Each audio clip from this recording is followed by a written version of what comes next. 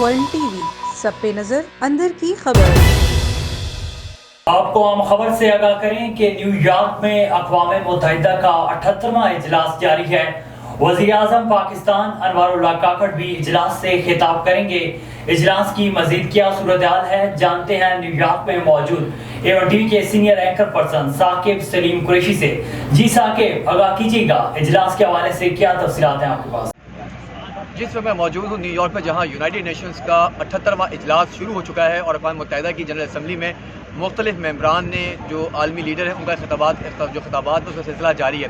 اور اب یہاں پہ وزیر اعظم پاکستان انوار اللہ کاکڑ صاحب بھی موجود ہیں نیو یارک میں، اور ہم یہ دیکھ رہے ہیں کہ اس سلسلے میں دفتر خارجہ کی بہت زیادہ پھٹکیاں نظر آ رہی ہیں۔ اور جس طرح عالمی لیڈران کا یہاں خطاب جاری ہے، وزیر اعظم پاکستان بھی اپنا خطاب نیو یارک کے مطابق صبح 10 بجے اور پاکستانی وقت کے مطابق شام 7:30 بجے اپنا خطاب کریں گے۔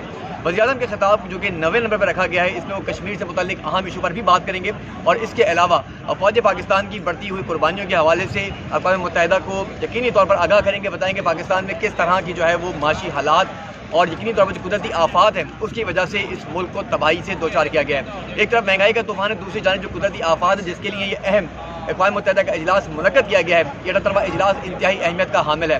اب دیکھنا یہ ہے کہ وزیر اعظم کے خطاب میں کتنے اہم نکات پر بات کی جائے گی اور کس طرح وزیر اعظم پاکستان کا جو چہرہ ہے وہ اقوام متحدہ کے سامنے رکھیں گے، کشمیر کا مقدمہ لڑیں گے۔ ون ٹی وی سب پہ نظر اندر کی خبر۔